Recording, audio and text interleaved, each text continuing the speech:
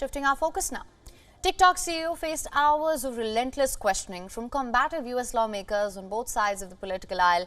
Lawmakers quizzed Xu Zhishu over TikTok's alleged ties to China and its possible danger to teens. Republicans and Democrats, they fear Beijing could subvert the site for spying, data harvesting and advancing a Chinese Communist Party agenda.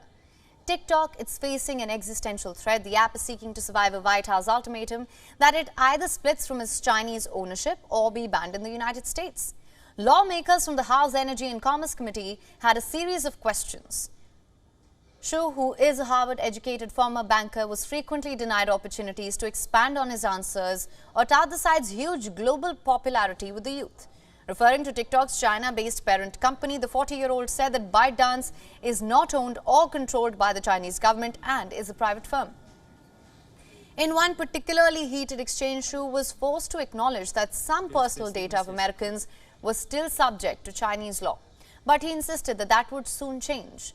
The US representatives also confronted Xu with dire examples of young users promoting suicide or dangerous stunts. All US user data is stored by default in the Oracle Cloud infrastructure, and access to that is controlled by American personnel. ByteDance employees in China, including engineers, currently have access to US data? Congressman, I would appreciate this is a complex topic. Today, all data is stored by default. No, it's not that complex. Yes or no, do they have access to user data? After Project Texas is done, the answer is no. Today, there is still some data that we need to delete. Now, ban would be an unprecedented act on a media company by the US government. It would cut off the country's 150 million monthly users from an app that has become a cultural powerhouse, especially for young people. A group of conservative internet celebrities, influencers and activists held a ban TikTok event outside the US Capitol. However, supporters of TikTok and free speech activists criticized the hearing as political theater and urged against an outright ban.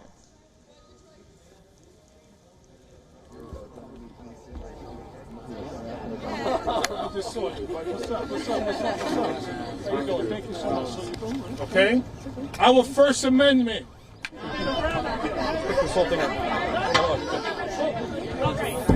Guys, the next phase of teen despair, of children's despair is here, and it's delivered by a Chinese algorithm. We have to ban it today. I think Gen Z would sort of, in their way, riot around this. I don't find people going back to other platforms like Instagram or Twitter. I think that TikTok would find a way to stay, or some corporation or another would try and buy them. Now, the TikTok CEO responded to many pointed questions by saying that the issues were complex. He did not announce any new efforts to safeguard privacy, falling back on explanations of ongoing efforts, which have failed to appease critics.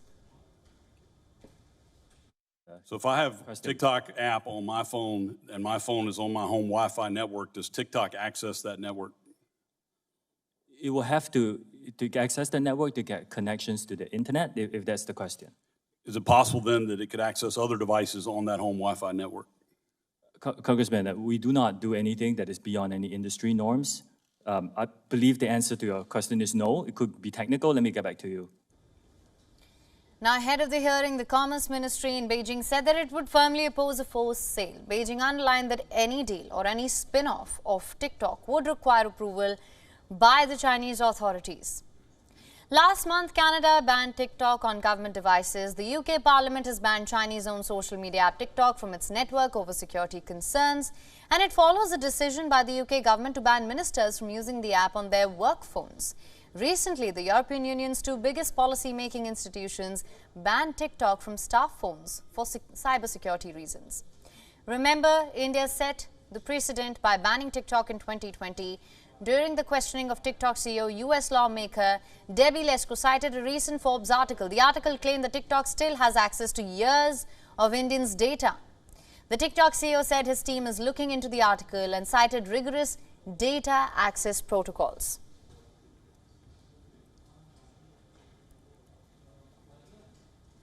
Now, for more on this, our correspondent Susan Tehrani has sent us this report. Listen in. The Biden administration recently told TikTok that it wants the app's Chinese owners to sell their stake or face a ban here in the United States. However, that plan faced a roadblock on Thursday when the Chinese government said that it would oppose a sale. The White House could ban the app here in the United States, possibly by cutting access from Apple and Google. The administration could also allow the app to continue operating. However, the app would store its data of U.S. users on Oracle servers here in the United States, an option that has already been met with skepticism. While some, notably influencers on many social media platforms, have called the banning of TikTok government overreach, it's hard to remember that anything has had such widespread bipartisan support on Capitol Hill in